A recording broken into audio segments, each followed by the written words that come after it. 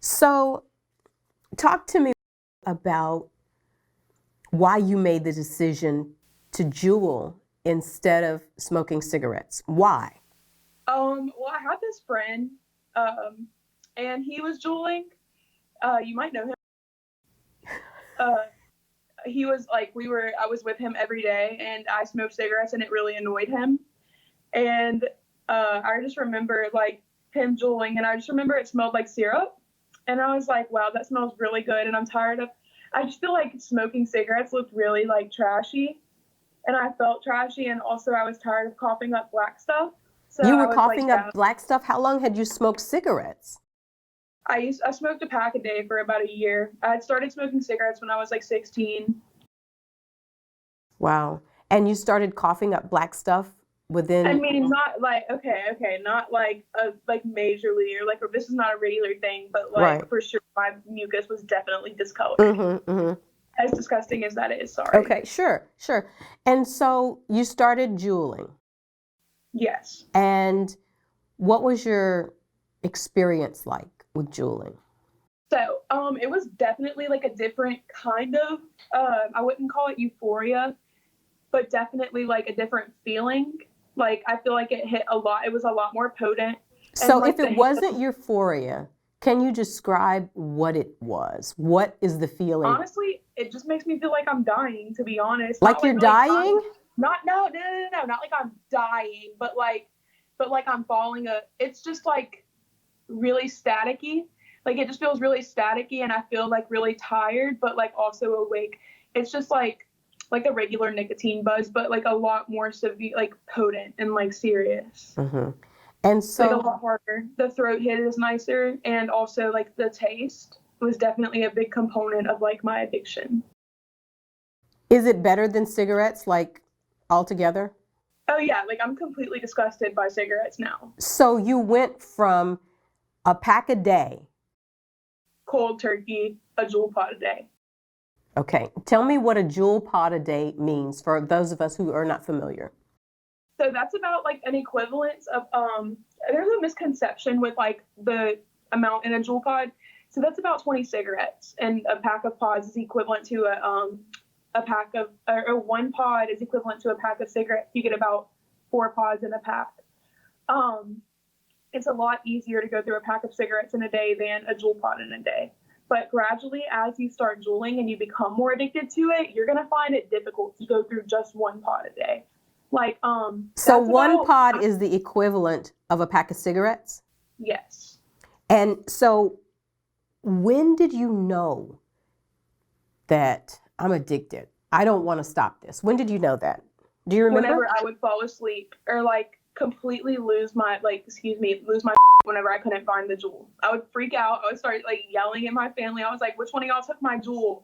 And stuff like that. Like I was just really addicted, and I just got really irritable and like angry and like really anxious if I couldn't find it. Like honestly, it felt like if I don't have my Juul, like I don't feel like I have myself.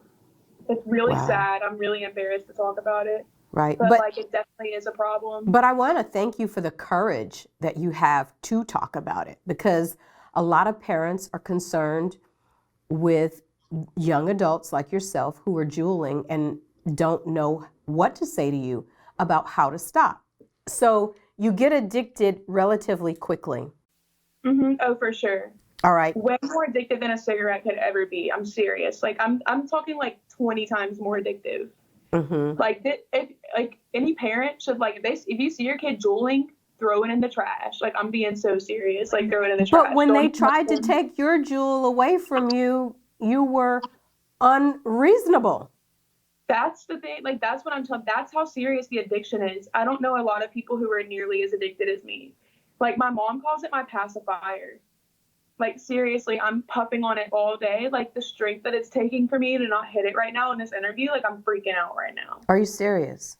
Yes, like I'm like seriously so attached to it. It's like I'm constantly thinking about it. Okay, so let's reel it back some. Right now you're uncomfortable because you don't have it. Have you gone? Oh, it's in my hand. It's been in my hand. I'm not letting it go. Oh wow. So have you because you're very smart, very intelligent, and wise beyond your years, have you thought about this quote unquote pacifier that your mother has deemed it, what it's about? Why do you need it so much? I'm like 100% positive it's because of the nicotine. Like nicotine is an addictive chemical. Also the flavor and the amount of flavors, and I think that it's kind of like an emotional thing for me. Like almost it's like a drug addiction, honestly. Like that's how it feels to me. Like I need it. I will do anything to have it. Wow. And so knowing that about yourself, are you concerned for yourself that you are sitting in an interview, or not even that, but you are in a place in your life where you're holding on to it like it's a drug? Oh yeah, I'm definitely concerned for myself, and I'm definitely going to be seeking some sort of addiction therapy for it. Like as I don't, I sorry, I gotta decline this. My mom's trying to call me. Go ahead. No, you're fine. Um, as much as like I feel like this is kind of dramatic, but I definitely want to like seek addiction therapy for it because this is out of control. Seriously, like I never knew that I could be this addicted to something. And so what was the conversation like with your mom about you and Juuling? Because obviously she noticed that this is beyond just something that you're doing casually. Yeah, this is no longer casual. Like this is seriously like an everyday thing that I live with and actually struggle with. But like my mom is disgusted by it. Like my mom, honestly, like it's caused a lot of fights between us. She's like, I really can't watch you like tear yourself up like this. Like it's not like that serious, but honestly, I had an abscess in my throat the size of a gumball, so clearly it's pretty serious. Okay, hold that thought. We're going to get to that in the next segment. But here's what I want to ask you before we talk about the health issues that you're having surrounding Juuling. When you look at the news reports and you're so smart and you know what nicotine is doing to you and what this addiction is doing to you, when you look at the people that are going to hospitals around the country and the doctors can't even begin to understand what Juuling is doing and how to correct it, what does that make you think about? Honestly, it just makes me think about my future. Like that's honestly, I already had but a problem. Like these kids, like that's just gonna be me. Like, and I Juul way more than those kids are probably Juuling. Like I'm gonna be effed, honestly. Like that. I think about that a lot. Like there's so little. Like I feel like my generation is honestly just lab rats. There was no testing for this. Like the testing that they're like claiming is us. Like we're the ones reporting things. We're the ones being Does hospitalized. that not make you angry? It makes me really angry. Honestly, I was told to make the switch or whatever. Like I was like kind of honestly berated into Juuling rather than smoking cigarettes because it's more socially acceptable. But it's done. I've spent at least $5,000 on Juul in the past year. I swear to God, like I literally spend so much money on this, and it's because like nothing else really, no other vaping product really touches the same as Juul. Like Juul is honestly, it's the best, but it's trash. Like it just literally destroys you. I can't breathe anymore. Wow. Like I used to be able to breathe. Like I get winded going upstairs. It's embarrassing. So is that calming you now? Oh yeah, like for sure. I was kind of tripping. I'm not gonna lie. Like I really needed it. Like honestly, I was thinking about it the whole time. Like, is she gonna get mad if I do? Like it's all I think about. 24/7, I'm thinking about this freaking USB port looking thing. My God, It's humiliating. Like my boyfriend won't even we don't even go out to eat anymore because he's like, you're not bringing that in there. You're not doing this. Like it's embarrassing. I'm embarrassing. Like that's like this is embarrassing. Like I hate Juul. Like I want them dead. I'm going to be praying for you, darling, because Thank you. This is a stronghold. But I don't want you to be embarrassed. I want you and my son and all of the sons and daughters out there to be free from this demon, because it is a demon. It is. Like honestly, it's worse than cigarettes everywhere. Like I never felt, I mean, obviously I felt the urge to smoke cigarettes and stuff, but I was usually at work. I couldn't go out. I worked at, I don't know if you know Miss Irene or anything. Absolutely. Okay. When I worked there, like I would obviously like the student. I would. Sorry, I have to go pick someone up in a second. But I would like have a break every now and then to go smoke a cigarette. But like now with this, I can just go in the bathroom and do it. Wow. That's where I think the addiction is seriously like kicked it up into 11th gear. Is because I can do this. It's so socially acceptable. Wow. And everybody's juuling, and everybody's, oh, let me hit your Juul or whatever. And like, it's so, like, I just feel kind of more free to do it. And I think that that's where the problem came in, is that it's so casual that it's not crazy to see someone hit a Juul. But if someone was sparking up a cigarette inside, everybody would be like, what? Right. Like, don't do that. But this is like, oh, a Juul, let me hit that. Okay, so tell me when you really got concerned for your health and you were taken to the hospital. That's whenever so first of all, I had about 3 misdiagnoses. Whenever I really started getting concerned was whenever I'm very susceptible to strep throat.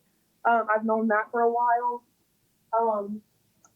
And I felt it was strep symptoms, and I was like, oh God, this hurts so bad. But I knew that it wasn't strep whenever I noticed like the odor. Like there was an odor coming from it. Like I could taste, like my breath just tasted like crap. It was awful. And I was like, Mom, like this is not normal. This isn't strep. I go to urgent care, and without even looking in my throat, they tell me, okay, you have herpes.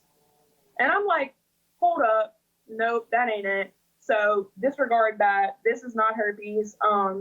So I go to the ER. No, you don't have herpes. You have pharyngitis.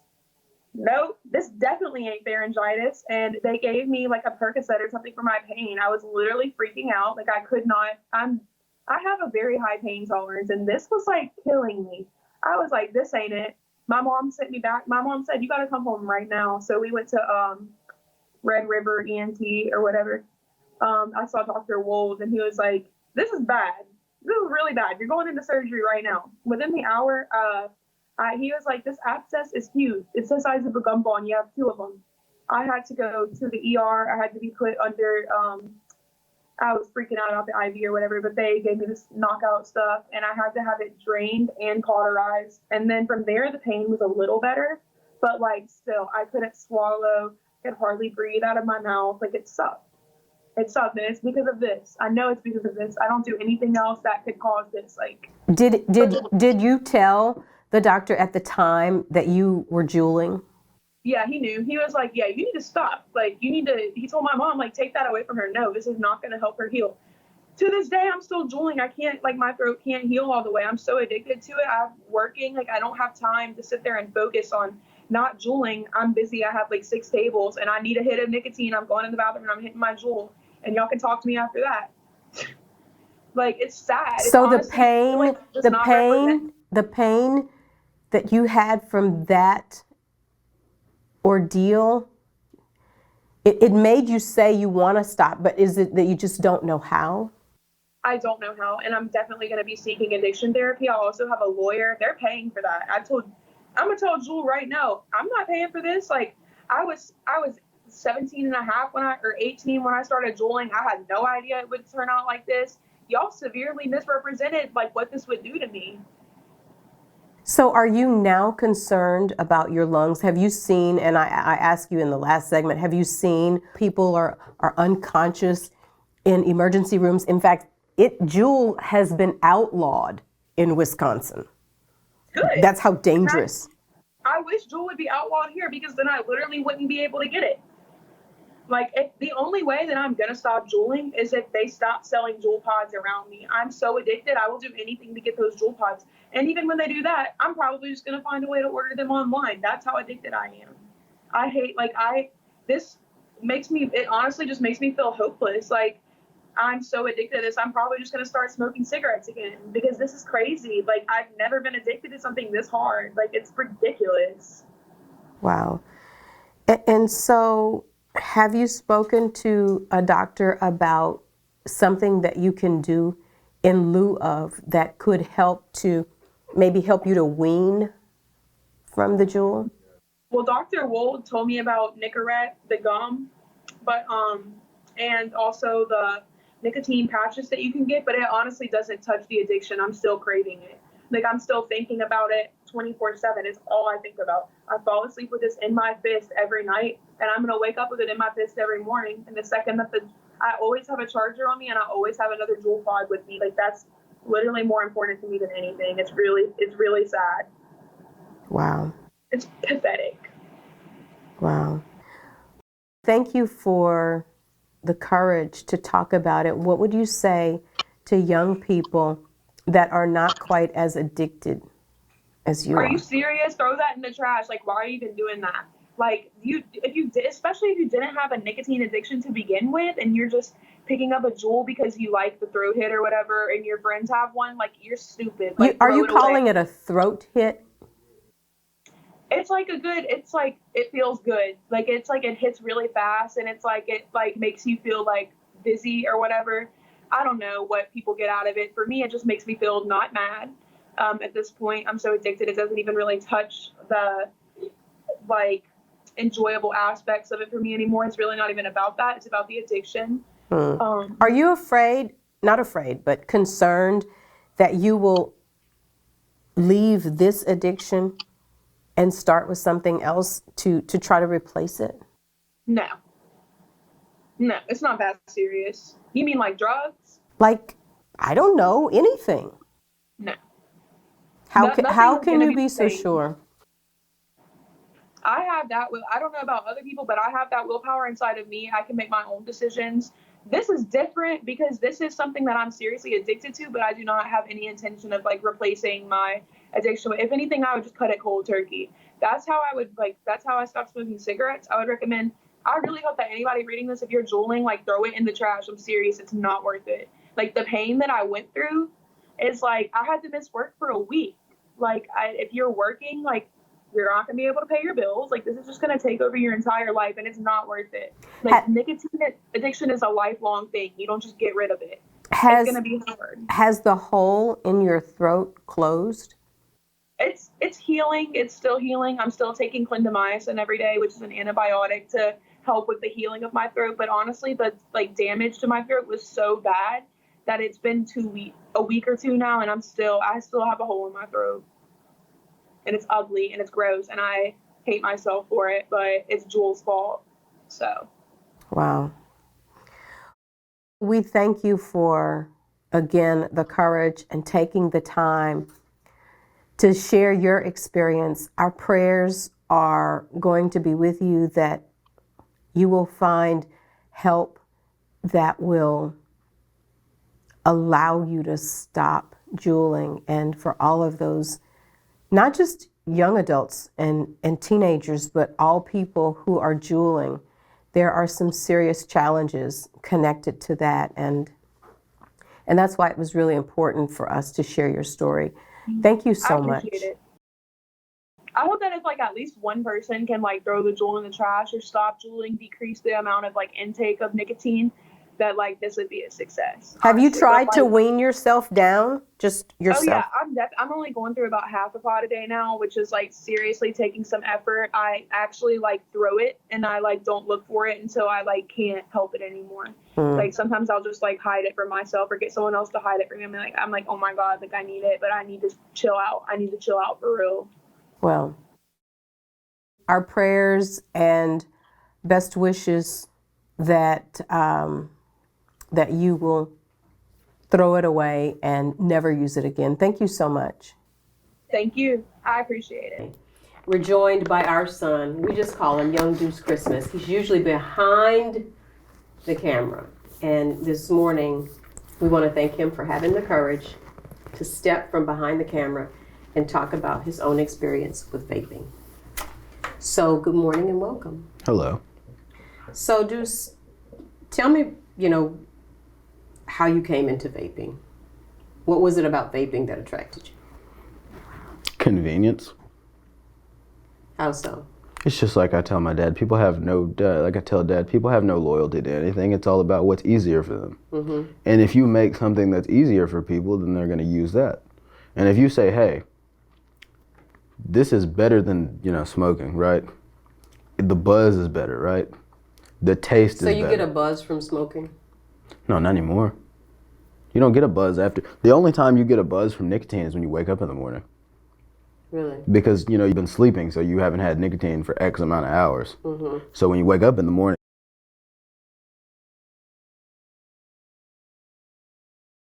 and it's like you wake up in the morning and you feel dead.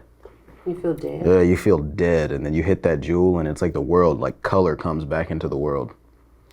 Just all of a sudden, color comes back into the world. Because your body's like screaming for nicotine, but you've been sleeping. And you're a person who really, growing up, you just would have been the most unlikely person Oh, of course. to smoke cigarettes. Of course. Why'd you start smoking? Just to do it. Mm-hmm. I mean, if we're being real, just to do it. And then when did you know that, okay, it's a problem? I don't know. I always say if you're going to get addicted to something, it'll be, if you do it one time and don't get addicted to it, you're probably fine. Smoking? Anything. If you do it one time and you don't have to keep doing it, you're probably fine. Mm-hmm. But then with smoking cigarettes, especially, it's that social interaction part of it where you're like, hey, let's go smoke a cigarette. You know what I mean? Remember, I was having a conversation with you in high school, and I'd come home and I'd say something like, did anything funny happen today? Or what made you laugh? And it just I never have anything to say. to get you talking. And I'd say, well, what's new? What's the word? What's going on? And you said, well, smoking has become a thing. Exactly. You remember that? I remember that. I was like, yeah, people smoke now all of a sudden. And I said, are you smoking? And what'd you say? At the time, I wasn't. I was like, no. Mm-hmm. And so was there pressure or social, No, I was just like, well, I've never smoked a cigarette before. I mean, I don't know. Like, might as well. Just to say, I've smoked a cigarette before. And then all of a sudden, I was just like, yeah. And then you started buying cigarettes. Basically, yeah. And then how long was it after high school? Or was it during high school? During high school. That Juuls came out? Oh, no, I remember, because I was just telling Jade back over there, look at her, giggling and whatnot. I was just telling Jade, like, Jade is behind the camera. I was just now telling Jade, like, back probably senior year. But Jade doesn't smoke or Juul. Right. I don't think so. But back in, like, 2017, back when we were about to graduate, back when we were about to graduate from high school, I remember the Juul was still so new, they didn't sell them in Alexandria. So did you go online and get one? No, you had to go. People were going to Lafayette to go buy them because they didn't sell them here. Okay. But it was such a like I said, it was such a meme. And what's a meme for people my age? I mean, it's just any kind of idea, like it could be anything. It's just some kind of idea, a thought or an idea, however it translates. But it's like it had become such a viral meme, and it's like, especially if you use nicotine, once you hit one time, you have to have one. So your grandmother, my mom, celebrated her birthday back in August. Right. We have a cousin who has lung cancer and who has had both of his legs amputated. And he said what to you about smoking? What did he Stop. say? And when you looked at him, and y'all were probably out there smoking together, huh? Yeah. I know that's not funny, but it's like how you tell me when we're talking, that's not funny, but yeah. And how did that make you, what did that make you think? He's there, he's got lung cancer. Doing radiation or chemo and still smoking. With no legs. Right. And I mean, he's not one of those people that would try to tell anybody what to do. He's a free spirit. And he's not going to tell you nothing. And he's got the best spirit with everything that he's endured. But when he looked at you and he said, "Don't end up like me," did that make you feel some sort of way? It made me feel some sort of way. Were you out there? Or did I just tell you? No, he came back and told me. Oh. I don't know. It makes you feel like just like you become numb to it. It's like whenever you do something, even though you know it's bad for you, it just becomes so regular to you that it's like you're numb to it. And I guess it's being 20 years old too. I mean, it's not just that. It's anything. You're numb to it. You're literally numb to it because the pleasure or whatever it is that's causing you to do something is blocking out the consequence. That's how it is for any type of addiction. Like the pleasure or the need to have something is literally blocking out the consequence of it. So basically you're like, what's the word? You're delusional. Wow. So a lot of people know you because we've talked about you on radio for years and years and years, but it's very uncharacteristic that you would come out of yourself, come from behind the camera to do this. Why did you decide to? I don't know, because y'all never would have known about had I not just seen her Snapchat story. No. I don't know, something about it just resonated with me, because especially when I heard her story, I was like, I'm literally was just like her. I mean, the same thing. You know, go to sleep with it in my hand, wake up with it. It would have come out of my hand while I'm sleeping, so the first thing I'm doing when I wake up is looking around the bed for it, throwing the sheets around, you know, and like I said, that could have just easily been me with holes in my throat. You know, having to take a week off from work, you know, like literally, and you know how detrimental that could be, taking a week off of work for anybody, you know, just, and that's, I mean, that can sound like a small thing, I suppose, but it's really not. I don't know if that'll translate across, but I mean, especially in the theme of what we're doing, you know, that's... Right, that's a lot. Right. And so when you heard that voice that said, get rid of it, what did you think? I don't know, I didn't think about it. I just threw it out the window. You just threw it immediately? But here's the deal, I got another one after that anyway. You got another one after you threw Right, it? and I remember I was in Lafayette and we were at the bar or something and I just lost it. Just for some reason, just never had an urge to go get another one. I don't know what it was. Never had an urge to go get another one. I just started smoking again. Because it's like at the back of my mind, I was like, you know what? As bad as this is, it's probably somehow healthier. Because I was like, and I told you, and you told me not to say it, but it's the truth. At least they know how smoking cigarettes kills you. Yeah. You know, I mean, at least they know. And I think that this is the barrier that parents have, that we have with our young adults, you know. And we can all remember being 19 and 20 years old thinking nothing will hurt us, that we're bulletproof. And you know that I don't think like that, though. I don't think like that at all. And you know that. I know you don't, but And it's not the fact that you think you're bulletproof. Every time you smoke a cigarette, you're like, huh, this is really bad for me. But it's like I said, the pathway in your brain is there. You just don't really care as much anymore. But I think that you're smart enough, and people in your generation are smart enough to create new neural pathways, to create new pathways that go away from what you've already built. what you've already built. It's rough. I mean, it's hard. Anybody that's ever been addicted to anything knows that it's hard. This is the only thing I've ever said been truly just addicted to. Where I'm just like, I literally cannot stop. Or do not want to stop. Even in the back of my mind, do not want to stop. Because even in the back of your mind, you don't? Yeah, because it's like, you know, it's just like, like, and you know, Reverend Martin said this, one of the preachers for Sin Law Spiritual. I said, anything that you, anything in life that's good is, anything in life that's easy is not good. And it's so easy to just smoke a cigarette and just call it a day. Be nice and comfortable. It's that uncomfort that just drives at you. So how are you willing to learn to deal with the uncomfort? I don't think it's dealing with it. I think it's making the decision. Are you willing to make the decision, or? I don't know. Yeah, I don't know. I mean, it's like I said, it's literally rough. I mean, like I said, you're thinking about something that's more addictive than cocaine and heroin.